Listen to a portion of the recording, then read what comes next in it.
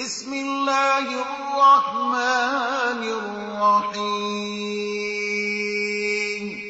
د نشهیي توکو پر وړاندې د مبارزې نړیوالې ورځې په مناسبت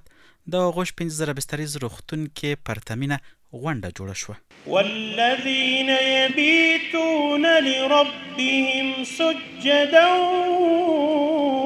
وقیاما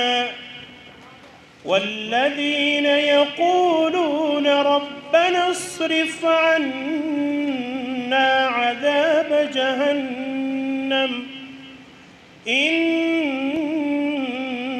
عذابها كان غراما. غونډې ته د بېلابېلو اماراتي ادارو ګڼ شمېر مشران او استازي راغلي وو. کورنۍ چارو وزارت د نشهیي توکو پر وړاندې د مبارزې معینیت د یادې شومې پدیدې سره په مېړانه کلک عزم او راسخه اراده مبارزه کړې. نن 26 د جون د نشهیي توکو په وړاندې د مبارزې نړیواله ورځ ده. په دغه ورځ په نړۍ کې د دې ورځې په مناسبت غونډې او جلسې کېږي، هم د دولتونو لخوا هم د ولسونو او مختلفو سازمانونو لخوا، د دې لپاره چې د نشهیي توکو په وړاندې د مبارزې عزم او ژمنتیا وښیي او دا پیغام نړۍ ته ورسوي چې نشهیي توکي یو نړیوال خطر دی او د له منځه وړلو لپاره یې نړیوال هوډ ته اړتیا ده. بناءً موږ هم دا غونډه او دا ترتیبات نیولي دي د دې لپاره چې ولس ته نړۍ ته دا ښکاره او ثابته کړو چې د افغانستان اسلامي امارت د نشهیي توکو په وړاندې مبارزه خپل فرض ګڼي. مواد مخدر پدیده شوم جهانی است که خطر جدی آن تمام کشورها را با تهدید مواجه می سازد و سرمایه های مادی و معنوی آنان را به یغما می برند. د مخدرات توکو د کشت او استعمال د بندیز په هکله د علی قدر امیر المؤمنین حفظه الله و رعاه فرمان هیڅ د سیاسي مقاصدو لپاره نه دی، بلکې یوازې اسلامي لارښوونې او د بشردوستۍ جذبه وه چې د مشرتابه عالي مقام اړ سو چې د مخدرات توکو د ممنوعیت یو دیشم ګڼه فرمان صادر کړي. دا فرمان په داسې وخت کې صادر سو چې د هیواد په ټولو عرض کې د مخدرات توکو کښت او استعمال اوج ته رسېدلی و. ډېری هیوادوالو مو په ښارونو کې خپلې ځوانۍ د مخدرات توکو په استعمال سره تباه کولې. د فرمان د صدور سره سم د امارت ټول مسؤلین په تېره بیا د کورنیو چارو وزارت د مخدرات توکو سره د مبارزې معینیت د فرمان د ټکي په ټکي عملي کېدو په موخه د هیواد په ګوټ ګوټ کې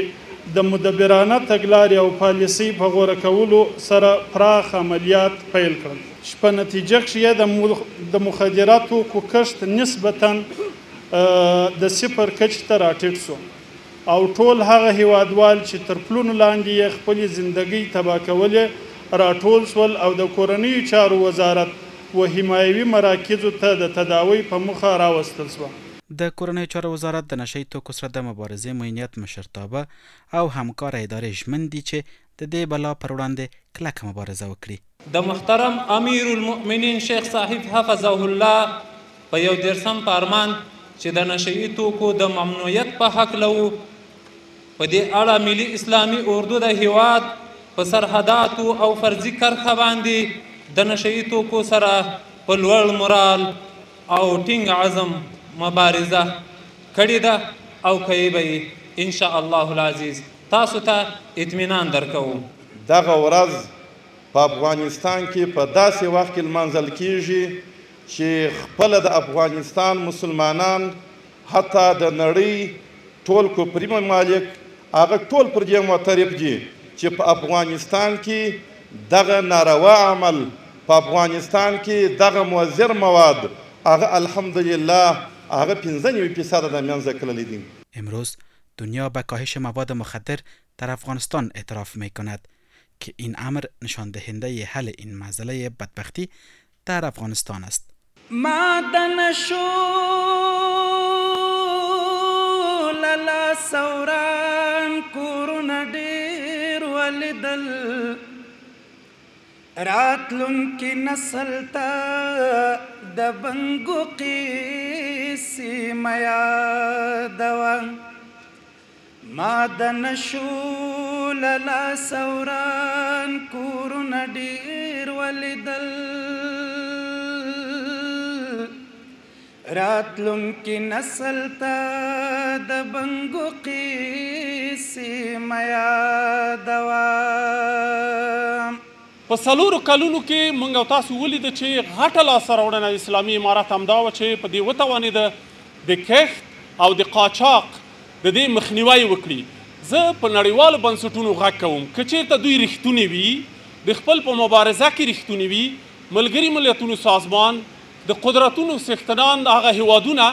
نو را دې شي دغه لاسته راوړنه دې وګوري اوس د هغه کومکونه وکړي 50% هم اوس هغه کومکونه نه کوي د دې لپاره چې د دوی اراده هغه اراده نه ده چې افغانان وژغوري. زه وایم دغه سیاسي مسایل دا یو خوا به پرېږدو راځئ تاسو خو د بشریت لپاره کار کوئ دا خو بشر ده بیا دا روږدي کسان خو دا خو تاسو سره په دا 20 کالو کې جنګېدلي هم نه دي خو له دې ښکاري چې اراده د ورکېدو لپاره شتون نه لري. امروز کاهش و مبارزه با مواد مخدر در افغانستان دنیا را شوکه کرده و ترافیک مواد مخدر به کلی کاهش یافته است. ما تجدید عهد میکنیم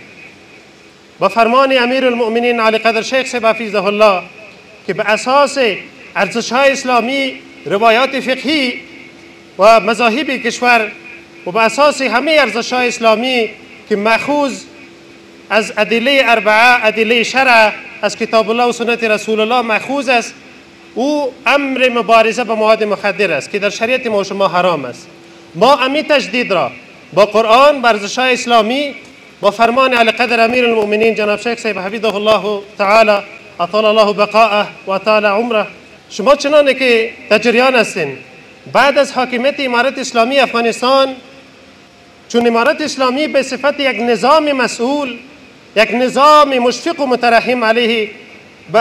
به شهروندای محترم خیش، به ملت عزیز و با نجابت و غازی قهرمان افغانستان، به خاطر حل معضله هایی که از اداره قبلی به ارث برده بودیم امروز سراسر مجددا حکیمانه و سراسر مبارزه کرده.